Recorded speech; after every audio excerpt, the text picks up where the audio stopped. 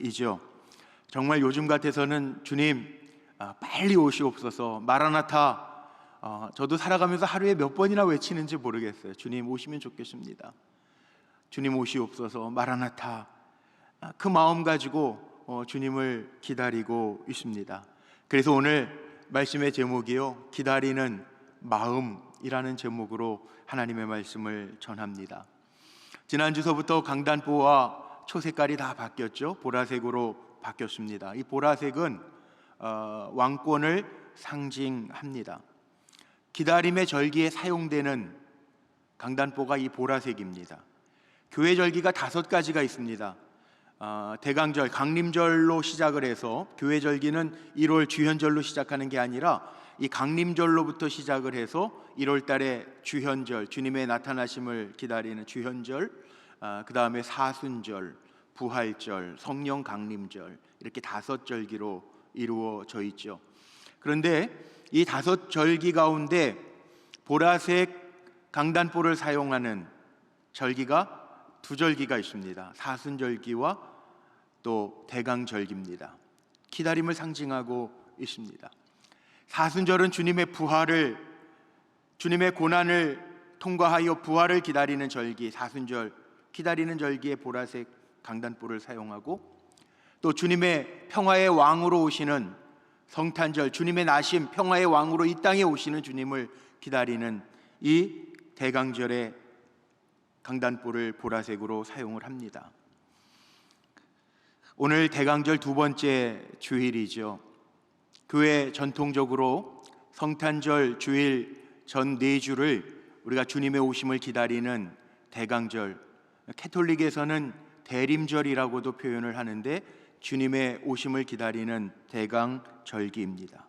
대강, 대림, 강림을 기다린다는 것, 기다릴 대자 한자로 쓰는데 주님의 오심을, 내려오심을 기다리는 것, 주님의 임재를 기다리는 절기라는 거죠.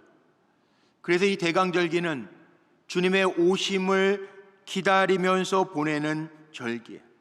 그런데 기독교 신앙이라고 하는 것 자체가 늘 대강절입니다. 다시 오실 주님을 기다리는 신앙, 마라나타, 주님 오시옵소서, 이 기독교 신앙이죠. 정말 주님 빨리 오셨으면 좋겠어요. 정말 주님 기다려져요. 많이 힘든 분들도 그렇게 얘기해요. 그런데 성경을 보니까 지금 이 시대같이 우리만 기다리는 줄 알았는데 그렇지 않아요. 성경의 곳곳에 주님의 기다림, 하나님의 역사하심을 기다리는 이야기들이 참 많이 나옵니다. 오늘 시편 말씀 5절 말씀에도 보니까 시인은 이렇게 고백해요. 나 곧 내 영혼은 여호와를 기다리며, 내 영혼은 여호와를 기다리며 나는 주의 말씀을 바라는도다. 기다림의 신앙을 보여줘요. 하나님이 홍수로 심판하셨지만 노아는 물이 마르기를 기다려요. 요즘 코로나에 이어서 오미크론, 이 바이러스 변이들이 일어나면서 정말 우리의 마음속에 다시 예전 같은 세상이 오려나 기다리는 것처럼 홍수를 경험한 노아도 이 땅에 물이 감하여지기를 기다렸던 시간들이 있습니다. 수많은 고난 속에서 욥이라고 하는 하나님이 보시기에 의인이었던 사람도 하나님의 역사를 기다립니다. 이스라엘 백성들이 광야 40년을 통과하면서 그 길이 얼마나 험난했겠습니까?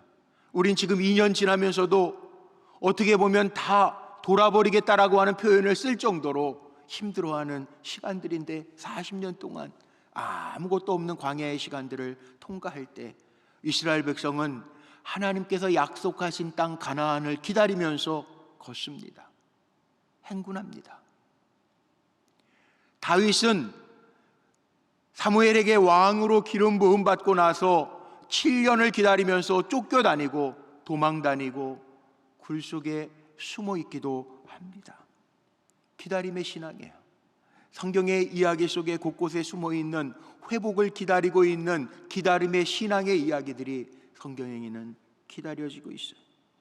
그런데 왜 도대체 성경의 이야기 속에서도 이렇게 많은 기다림에 대해서 이야기하고 있는 것일까? 왜 그럴까요? 기다림 속에는요, 소망이 숨겨져 있습니다. 우리 인생도 기다리는 것이 참 많아요. 정말 많은 시간 기다리면서 보내고 있어요. 어떤 분들은 사업을 하시면서 이 사업이 언제 필까? 어떤 분들은 내가 언제 좋은 환경에 놓여질까?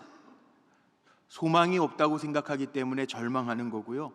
소망이 비춰지면 그 소망 때문에 기다릴 수 있어요.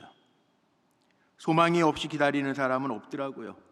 그래도 기다리는 사람은 뭔가 이후에는 뭔가 좋은 것이 올 거라고 하는 그 소망과 기쁨을 기대하면서 인내를 가지고 기다립니다. 그러나 기다리지 못해서 실패한 예가 성경에도 나옵니다. 사무엘상 13장 말씀에 보면 사울 왕 이야기 가운데 블레셋과의 전쟁 속에서 사울 왕이 군사들을 다 모집해 놨습니다. 전쟁에 출정을 해야 됩니다.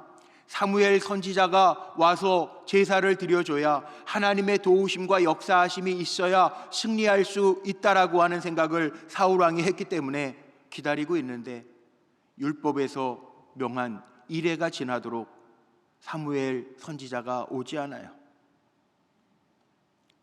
사울 왕은 조급해졌습니다. 사무엘을 기다리지 못하고 자신이 제사를 집례하고 나아갑니다.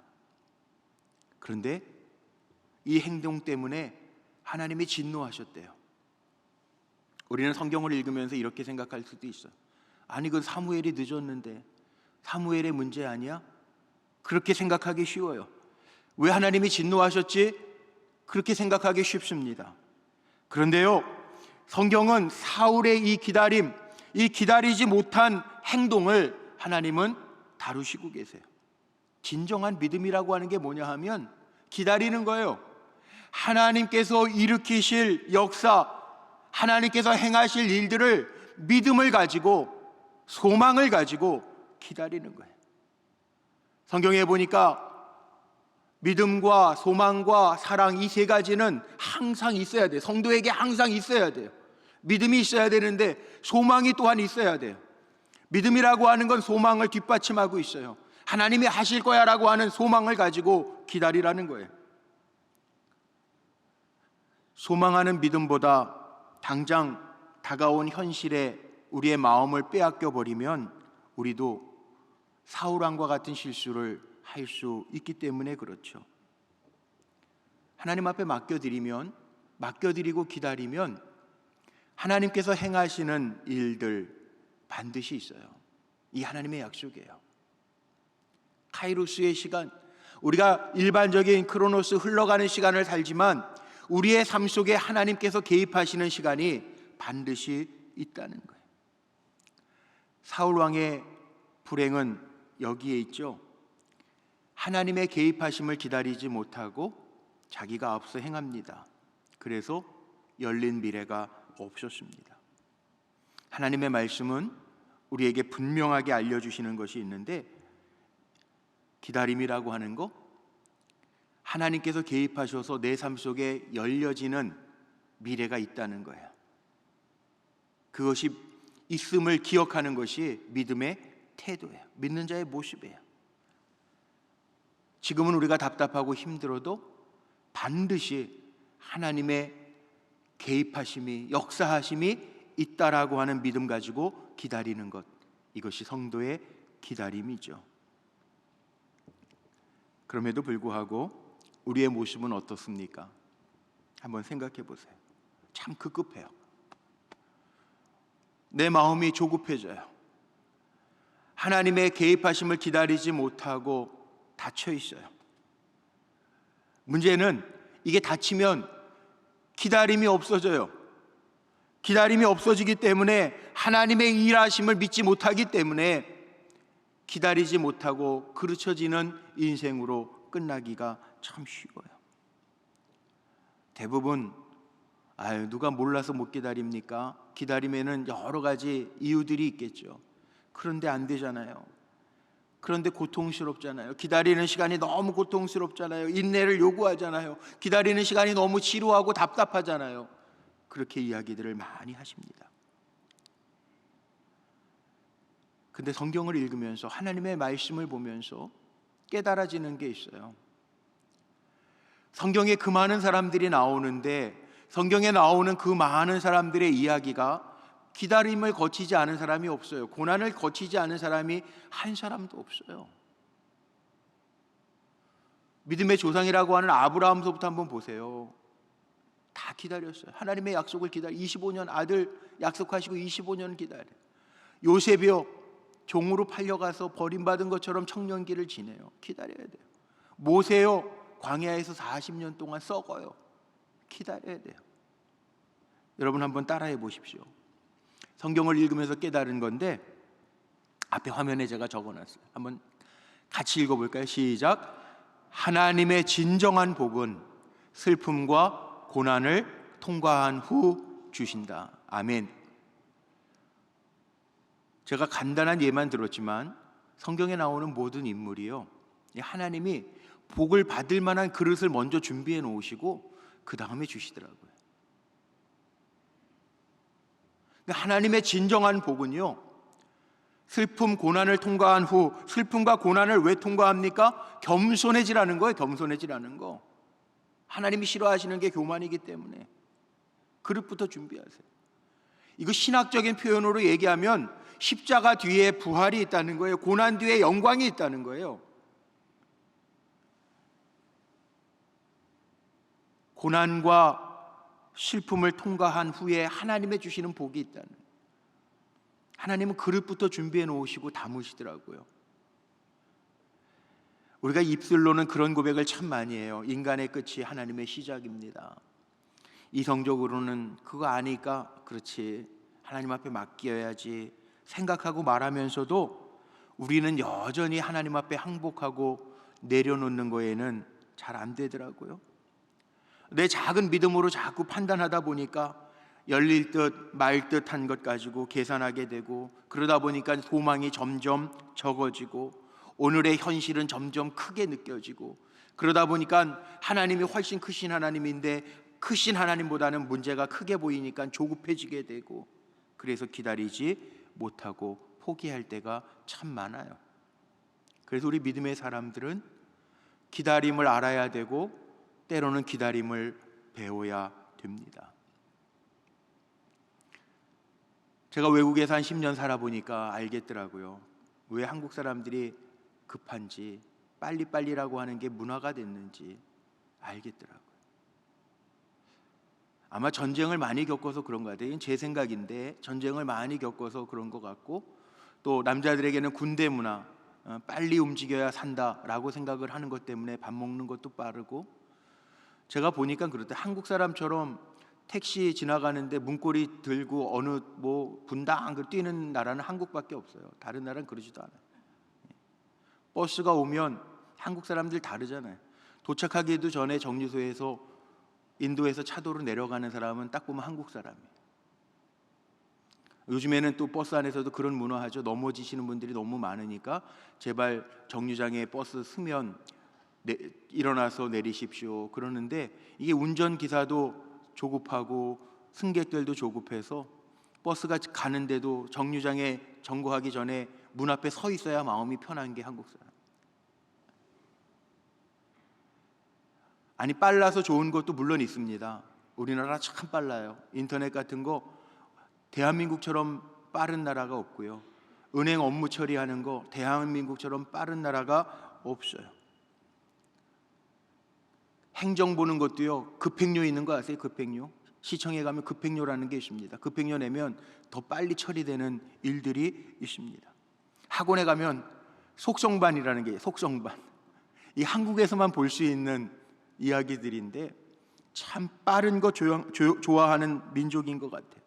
그런데 하나님의 말씀은요, 기다리라는 거예요. 기다림에 주는 교훈이 있기 때문에 그래요. 기다리지 못하면 하나님의 하시는 일을 볼 수 없다는 거예요. 홍해 앞에서도요, 이스라엘 백성이 얼마나 조급했을까요? 왜? 이게 방법이 없잖아요. 앞에 홍해가 놓여 있는데. 그런데 출애굽기 14장 13절 말씀에 뭐라고 하나님 말씀하세요? 너희는 두려워 말고 가만히 서서 하나님의 하시는 일, 오늘 너희를 위하여 행하시는 구원을 보라는 거예요. 너희가 다시는 애굽의 사람, 너희 뒤를 따라오는 애굽의 사람들을 보지 아니할 것이라. 12월 월삭 새벽 기도회 때 제가 전한 말씀 가운데 시편 46편 10절 말씀에도 이런 말씀이 있어요.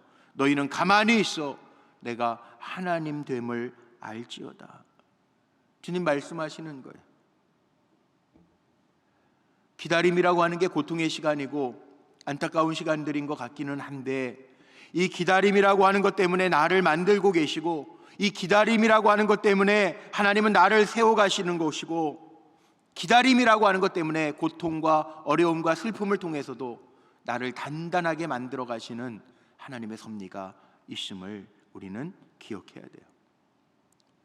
막연한 기다림이 아니라 하나님이 주신 기다림, 약속이 있는 기다림이라면 그 기다림은 나를 꺾는 시간이고, 부족한 나를 세우는 시간이고, 연약한 나를 단단하게 만드는 시간이라는 거죠. 하나님은 아세요. 우리가 좋아하는 말씀 가운데 욥기 23장 10절의 말씀이 있습니다. 그 말씀 쪽에 보니까 그러나 내가 가는 길을 그가 아시나니, 하나님 아신대요. 그가 나를 단련하신 후에는 내가 순금같이 되어 나오리라. 우리 좋아하는 말씀이죠. 순금이라고 하는 거엔 참 좋아하는데 그가 나를 단련하시는 기간은 우리가 별로 안 좋아해요. 그래서 기다리질 못해요. 우리 기다림에 대해서 생각할 때 우리 이렇게 한번 표현하면 어떨까요? 한번 같이 읽어볼까요? 주여, 이 시련과 고난이 지난 다음에 무슨 복을 주시려고 이러십니까? 오늘도 어려운 분들이 있어요. 사업에 막혀 있는 분들도 있어요. 건강으로 잠도 못 자고 고통스러워하는 분들도 있어요. 그 고통 가운데 있을 때, 힘들 때, 주여, 이 시련이, 이 고난이 지난 후에 무슨 복을 주시려고 이러십니까? 기대하라는 거예요.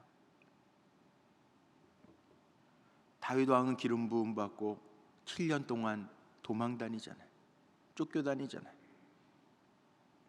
다윗이 그런 마음이 있었어요. 하나님 기름 부으셨는데 하나님 나에게 무슨 복을 주시려고 이렇게 연단하시지? 그래서 다윗이 지은 시가 주옥 같은 게, 주님이 나의 목자가 되신다는 거예요. 피난처가 되신다는 거예요. 기다림 가운데 정말 주님이 돌보아 주시는 은혜를 경험하고 주님이 나의 요새가 되시고 피난처가 되시고 피할 바위가 되심을 경험했기 때문에 다윗은 도망다니면서도 하나님을 고백해요. 나의 목자가 되셔서 푸른 초장으로 쉴 만한 물가로 인도해 주실 것을 믿고 다니면서 고백해요. 분명한 것은 정말 하나님의 약속을 믿고 기다리는 자에게는 하나님이 열어주시는 미래가 있다는 것, 여러분 꼭 기억하시기를 주님의 이름으로 축복합니다. 그럼 또 질문할 수 있죠. 도대체 언제까지 기다려요? 언제까지? 더 이상 어떻게 기다려요? 저에게도요, 목사님 저에게도, 우리 집사님들 권사님들 신방하다 보면 또 요즘같이 어려운 때에는 하나님 하실 일 기대하자고 그러면 저에게 되물어요. 성도님들이 묻습니다. 목사님 그런데 어떻게 기다려요? 언제까지 기다려야 돼요? 제가 분명하게 대답합니다. 될 때까지, 하나님 하실 때까지 기다려야죠. 그게 믿음이죠. 쉽지 않아요. 저도 압니다. 쉬운 일은 아니에요. 그러나 약속 없이 기다리는 것이 아니라 하나님의 약속이 있다면 우리는 기다릴 수 있어야 돼요. 왜?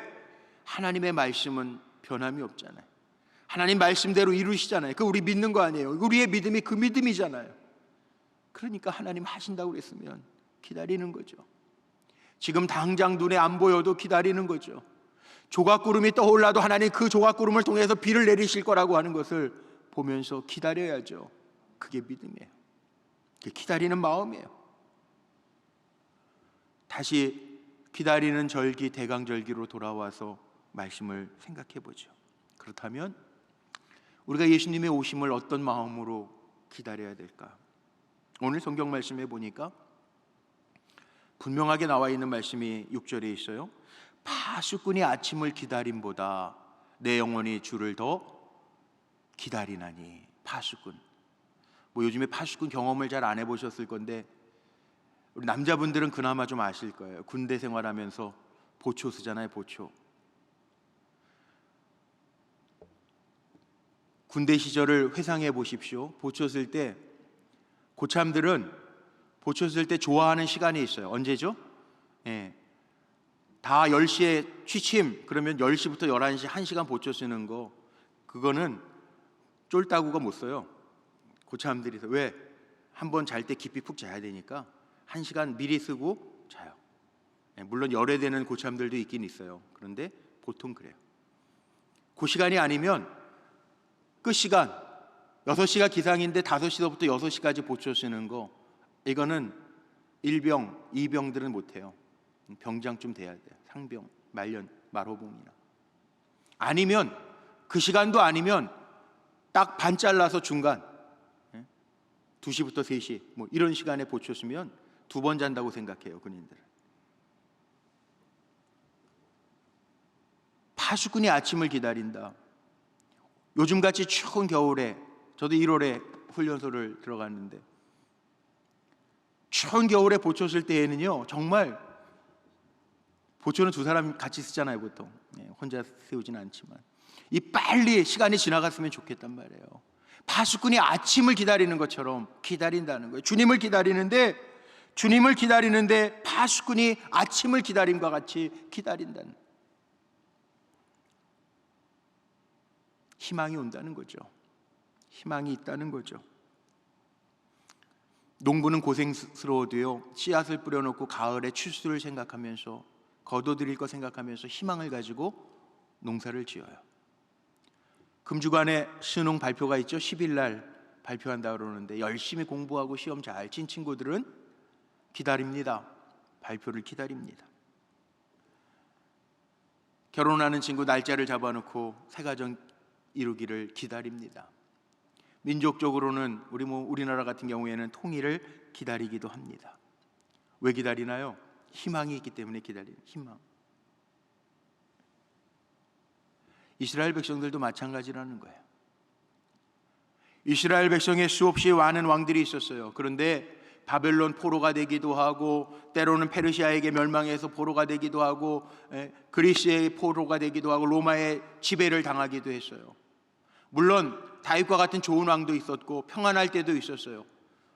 요즘 새벽에 열왕기상을 시작했는데 이스라엘에 많은 왕들이 있었는데도 평안한 때가 있었고 힘든 때가 있었어요. 소수이긴 하지만 선한 왕들이 잘 통치할 때, 나라가 부강할 때도 있었어요. 다윗 왕과 같은 길로 행했던 왕들도 있었어요. 이스라엘 백성들의 마음속에는 진짜 좋은 왕이 나타나서 잘 다스려 주기를 소망했단 말이에요. 하나님이 약속하신 게 있습니다. 이사야서 9장 7절 말씀에 보면 하나님이 정말 좋은 지도자, 왕을 보내주시겠다고, 여호와의 열심히 이 일을 이루시겠다라고 말씀해 주고 계세요. 이스라엘 백성들은 그 하나님의 약속의 말씀을 붙들고 기다립니다. 자기의 삶은 고달프고 힘들지만 하나님께서 약속하신 메시아를 보내주시겠다라고 하는 것을 기대하고 고대하면서 기다립니다. 오늘 1절 말씀해 보니까 성경에 분명하게 나와 있죠. 여호와여, 내가 깊은 곳에서 주께 부르짖었나이다. 깊은 곳이라고 하는 거 고통의 삶을 얘기해요. 내가 주께 부르짖었습니다. 내가 고난스럽고 슬프고 절망 가운데 놓여 있지만 간절하게 하나님 앞에 부르짖습니다. 주여, 우리를 구원하소서. 왕으로 오시옵소서. 얼마나 간절했는지 파수꾼이 아침을 기다림보다 더 간절한 마음으로 내가 기다립니다 고백하고 있습니다. 오늘날 우리가 처한 현실이 고달프고 괴롭죠. 참 괴로워요. 좀 모여서 예배 드리고 또 모임들이 조금 해소될라 보니까 무슨 새로운 변이라고 그러면서 목사라고 그러고 또 교회를 이야기해요. 감리교회더라고요. 제가 알아봤어요. 숭익교회 다 친구 목사들이에요. 알아봤어요. 고려인 목사예요. 한국말 못하는. 그래도 직업까지 다 밝히고 교회 발로 나가요. 괴로워요. 저는 목사이기 때문에 더 괴로워요. 야, 이건 이렇게 하면 안 되잖아. 그래도 상황을 정확하게 설명을 해줘야지. 그러면 마치 교회는 어떤 악한 집단처럼 막 표현하잖아. 이러면 안 되잖아. 그 마음이 제가 들더라고. 왜 우즈베키스탄 기사가 공항에 나갔나? 한국말 모르는 목사잖아요. 고려인 복음 전하는 선교사잖아요. 이게 목사. 속상하더라고요. 괴로워요. 왜 이렇지?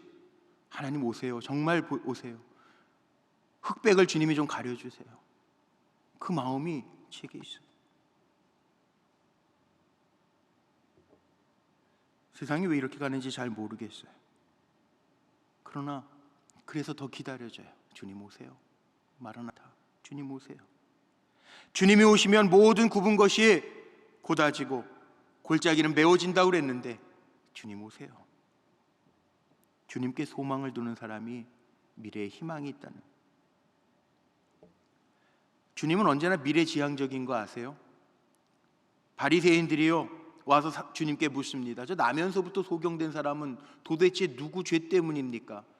과거에 매어서 누구의 죄 때문에 저렇게 고난받을 거라고, 고난받는 거라고 하는 프레임을 씌웁니다.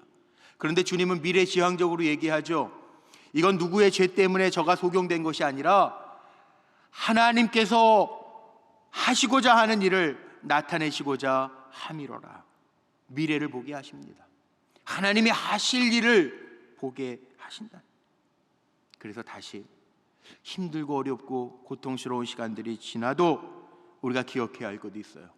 하나님이 우리에게 주시는 건 소망이에요. 하나님이 우리를 위하여 이루실 것은 아름다운 이야기들이에요. 저나 여러분이 미래에 대한 희망과 소망을 가지고 기다릴 때 하나님 하실 겁니다. 흔들리지 마세요. 누가복음 2장에 보면 두 노인네의 이야기가 나오죠. 시므온이라고 하는 사람, 의롭고 경건하여 이스라엘의 위로를 기다린 자라고 표현되어 있고, 또 안나는 성전을 떠나지 아니하고 주야에 금식하며 기도함으로 섬기는 자였다라고 표현되어져 있어요. 시대가 암울했지만 의롭고 경건하여 이스라엘의 위로를 기다리는 시므온과 늘 겸손하게 주야에 금식하고 기도하면서 섬기던 안나에게 아기 예수 주님을 만나게 되는 역사가 나타납니다. 우리도 마찬가지.